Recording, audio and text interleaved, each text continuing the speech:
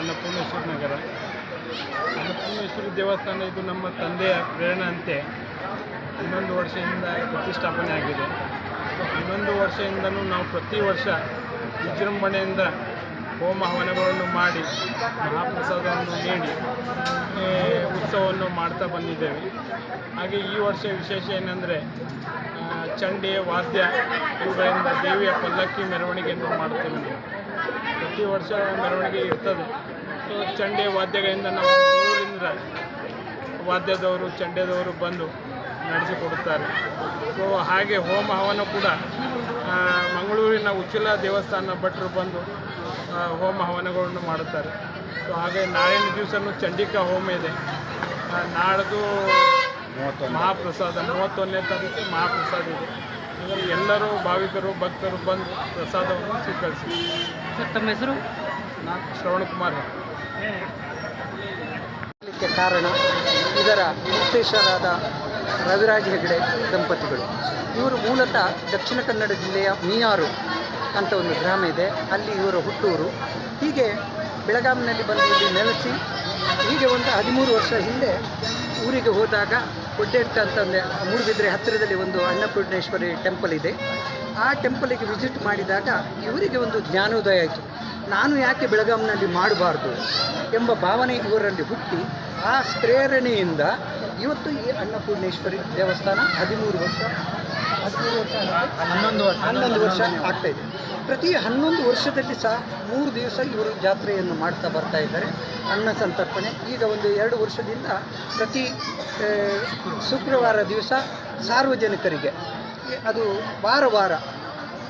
ಪ್ರತಿ ವಾರ ಅನ್ನ ಸಂತರ್ಪಣೆಯನ್ನು ಮಾಡ್ತಾ ಇದ್ದಾರೆ. ಭಕ್ತಾದಿಗಳ ಸಹಕಾರ ಮತ್ತು ಇಲ್ಲಿಯ ನಾಗರಿಕರ ಸಹಕಾರ, ಆಜುಬಾಜಿನ ಹಿರಿಯರು ಮತ್ತು ಕಿರಿಯರು ಮತ್ತು ಆಡಳಿತ ಮಂಡಳಿ ಸಹಕಾರದ ಒಳ್ಳೆಯ ರೀತಿಯಲ್ಲಿ ನಡೀತಾ ಹೋಗ್ತಾ ಇದೆ. ಪ್ರತಿ ವರ್ಷವೂ ಅತಿ ವಿಜೃಂಭಣೆಯಿಂದ ಇದಕ್ಕೆ ಸಾಧಾರಣವಾಗಿ ಇವರು ಈ ಒಂದು ವಾದ್ಯ ಮೇಳಗಳು ಮತ್ತೊಂದು ಅದು ಇದು ತರಿಸ್ತಾರೆ. ಇವರು ಯಾವುದೇ ಒಂದು ಜನರು ಸ್ವಯಂ ಪ್ರೇರಣೆಯಿಂದ ಏನಾದರೂ ಇದಕ್ಕೆ ಅವರಾಗ ಕೊಟ್ಟರೆ ತಗೊಳ್ತಾರೆ ವಿನ ನೀವು ಕೊಡಬೇಕೆಂಬ ಭಾವನೆಯಿಂದ ಏನೇನ ಅವರ ಮಕ್ಕಳು ಭಾಳ ಒಳ್ಳೆಯ ಉದ್ದೇಶ ಇಟ್ಟುಕೊಂಡು ಇದನ್ನು ನಡೆಸ್ತಾ ಬರ್ತಾ ಇದ್ದಾರೆ. ಇದರ ಹಿಸ್ಟ್ರಿ ಯಾಕೆಂದರೆ ಅನ್ನಪೂರ್ಣೇಶ್ವರಿ ಎಂಬ ಶಬ್ದದಲ್ಲೇ ಅನ್ನ ನೀಡುವಂಥದ್ದಿದೆ. ಅವರ ಮನಸ್ಸಿನಲ್ಲಿ ಏನಿದೆ, ದಿವಸ ನಾವು ಇದನ್ನು ಅನ್ನ ಸಂತರ್ಪಣೆ ಮಾಡಬೇಕಂತ ಭಾವನೆ ಅವರ ತಂದೆಯಲ್ಲಿ ಸಹ ಇದೆ. ಬಟ್ ಈಗ ಪ್ರೆಸೆಂಟ್ ಅವರು ಒಂದು ವಾರದಲ್ಲಿ ಒಂದು ದಿವಸ ಮಾಡ್ತಾ ಇದ್ದಾರೆ.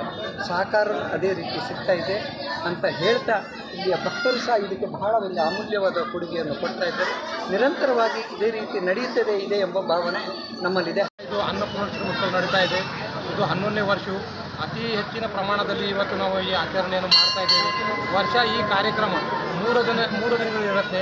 ಪ್ರತಿ ವರ್ಷವೂ ನಾವು ಈ ಅತಿ ಉತ್ಸಾಹದಿಂದ ನಮ್ಮ ಅನ್ನಪೂರ್ಣೇಶ್ವರಿ ನಗರ ಹಾಗೂ ಕೇಶವನಗರ ವತಿಯಿಂದ ನಮ್ಮ ಹೆಗಡೆ ಪರಿವಾರ ಇದೆಯಲ್ಲ, ಅವರು ನಮಗೆ ಇದು ಗುಡಿ ವಹಿಸಿಬಿಟ್ಟಿದ್ದಾರೆ. ನಮ್ಮ ಅನ್ನಪೂರ್ಣೇಶ್ವರಿ ಮತ್ತು ಕೇಶವನಗರ ನಮ್ಮದೇನು ರಹಿವಾಸಿ ಇದೆಯಲ್ಲ, ಅವರೇ ನಮಗೆ ಇದು ಗುಡಿ ವಹಿಸಿಬಿಟ್ಟಿದ್ದಾರೆ.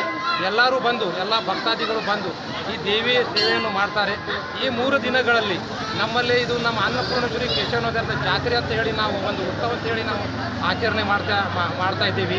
ಇವತ್ತಿನ ದಿವಸ ನಮ್ಮಲ್ಲಿ ಗಣಹೋಮ ಆಗಿದೆ, ಚಂಡಿಕಾ ಹೋಮ ಆಗಿದೆ ಮತ್ತು ಸುಮಾರಷ್ಟು ಪೂಜೆಗಳನ್ನು ನಾಳೆ ಇದೆ. ನಾಳೆ ಸಾಯಂಕಾಲ ಪ್ರವಚನ ವ್ಯಾಖ್ಯಾನಗಳು ಇಟ್ಟಿದ್ದೀವಿ. ನಮ್ಮ ಹಿಂದೂ ಧರ್ಮ ಬಗ್ಗೆ ಹೆಂಗೆ ನಡಿಬೇಕು, ಏನೇನು ಮಾಡಬೇಕಂತ ಹೇಳಿ ನಾಳೆ ನಮ್ಮ ಸಾಂಗ್ಲಿದವರು ಒಂದು ವ್ಯಾಖ್ಯಾನಕಾರ ಬರ್ತಾ ಇದ್ದಾರೆ. ನಾಡ್ದು ಅಂದರೆ ಶುಕ್ರವಾರ ದಿನಾಂಕ 31 ಮೇ 2024ರಂದು ಮಹಾಪ್ರಸಾದ ನಡೀತಾ ಇದೆ. ಆ ಮಹಾಪ್ರಸಾದಕ್ಕಾಗಿ ನಾವು ಪ್ರತಿಯೊಂದು ಓಣಿಯಲ್ಲಿ ಹೋಗಿ ನಾವು ಬ್ಯಾನರ್ ಹಚ್ಚಿ ಎಲ್ಲರೂ ಈ ಮಹಾಪ್ರಸಾದವನ್ನು ಲಾಭವನ್ನು ಪಡೆಯಬೇಕಂತ ಹೇಳಿ ನಾವೆಲ್ಲರಿಗೆ ಕೋರ್ತಾ ಇದ್ದೀವಿ. ನಾವು ಪ್ಯಾಂಪ್ಲೆಟ್ ಹಚ್ಚಿದ್ದೀವಿ. ಮತ್ತು ಇದಕ್ಕೆ ಈ ದೇವಿಯರ ವೈಶಿಷ್ಟ್ಯ ಅಂದರೆ ಇಲ್ಲೇ ಬಂದಾಗಿಂದ ದೇವರಿಗೆ ಸ್ಥಾಪನೆ ಆದಾಗಿಂದ ಯಾರಿಗೂ ಏನೂ ಕಡಿಮೆ ಇಲ್ಲ, ಅನ್ನದಂತೂ ಏನೂ ಕಡಿಮೆ ಇಲ್ಲ ರೀ.